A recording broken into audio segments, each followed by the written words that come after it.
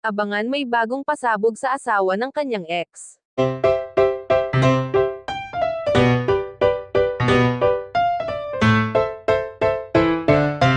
Na si Soren Legaspi. Panoorin at pakinggan hanggang sa huli ang bidyong ito para sa buong detalye. May bago naman. Naging pasabog ang lalaki ng aktor na si Rustem Padilla na mas kilala natin sa ngayon na si Barbie Gandang Hari tungkol sa kanyang mga nakaraan. Isa na nga rito ang kanyang pagbubunyag sa pagkatao ni Soren Legaspi na siya Jim gahakbang na kanyang dating asawang si Carmina Villaroel. Sinagot kasi nito ang ilan sa mga isyong nag-uugnay sa kanya.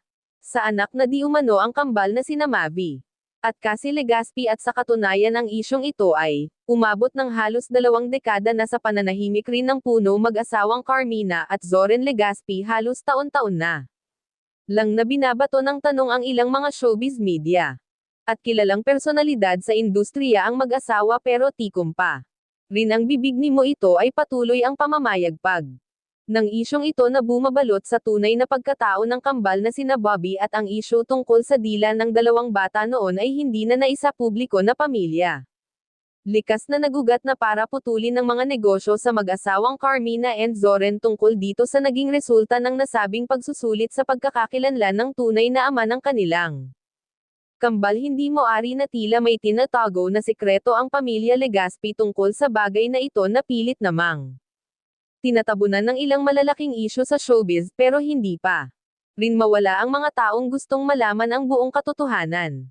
Sa pagkatao ng dalawa, at ang mas nakakaloka dito ay hindi lamang sa isang tao na paputok ang pagkakakilanlan ng ang Manina kasi at mabili, dahil isa rin sa mga matutunog na pangalan ni ang Montes hunk actor na si Aga Mulak, kaya ganon na lamang kabilis yung para sa iba ang tungkol sa mga bagay na ito na bumabalot sa matulanhagang pagkatao ng kambal na Carmina sa ngayon.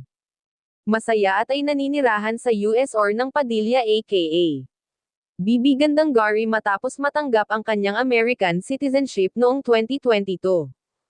At nito lamang linggo masaya niyang ibinahagi sa kanyang Instagram post na siya ay isang certified student ng Los Angeles Film School sa California, kung saan kumuha sana ng Pangulo ng kurso, at masaya rin itong ibinahagi ang isa sa kanyang mga naging achievements sa nasabing school bilang isang student. Naman sa kanyang naging interview sa iyo specialist media personality na si Vivian dito, maraming bagay sa inamin tungkol sa kanyang naging buhay, lalong-lalo na bago pa man siya naging tunay at ganap bilang si Bibko ng Kalinya Tinutuka. Ang matagal ng isyu na iniuugnay sa kanya tungkol sa di umano'y siya ang ama ng 2 anak ni Carmina at Sorry na sina Mavi at Cassie, siya mismo ay saksi kung paano hinaharap na mag-asawa Mayna at Suriin ang mga isyu na ibinabato sa kanila sa matagal ng panahon, at real talk naman talagang hirap na hinarap ito, na hinarap ang sakit na kanilang nararamdaman sa tuwing binabasa ang mga ito ng mga nag-send na may kaugnayan sa pagkatao ng mga bata at maging sa buhay pag-ibig ng mga ito, pero alam niya kung anong meron na mag-asawa, lalong-lalo na kanyang ex at si Carmina, dahil sinabi nitong isang malakas at matapang na tao ang kanyang dating asawa at hindi ito basta-basta bibigay sa mga pagsubok sa kanyang buhay. Boyfriend, sino ang meron kang gumamit ng ako nang sumabay kung paano sila naghiwalay, marami pang, because honestly ang binagkat is all about the journey nitong taong ito dito. Kaluluwang need to be very open because it happened is happening and I can be the children of normality, lang ang pwede kong sabihin ni ate na tanda. Abnormalities and it surely ni ...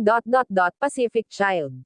Picture the needed understanding kasi mahirap maintindihan yung pagganon nangyari sa inyo. Do you look good and support but yes, kailangan maintindihan lang ng period para mag-guide ng husto yung bata. Not help but I guess I will have to just embrace this. Give me to the name price. 5 niya maintindihan kung nagalit ka nang sabihin mo pero hindi din natin dagdag pa nito na hindi ka naman magiging anak niya ang 2 bata. Dala ng talagang inamin na siya ay isang baog at tunay na babae, kaya walang dahilan na ibintang sa kanya ang responsibilidad bilang tunay na ama ni Cassie, at maybe pagbibiro pa niya sa kanyang naging interview sa naturang tubular design niya sa mga na dapat daw pigilan ng mga ito ang pagbabasa at pag-iisyu sa mag-asawang Carmina at Soren Legaspi. Sa mismo ay saksi sa kung paano nagsimula magkaroon Ng pamilya mo ito ilang dekada na ang nakakalipas dagdag.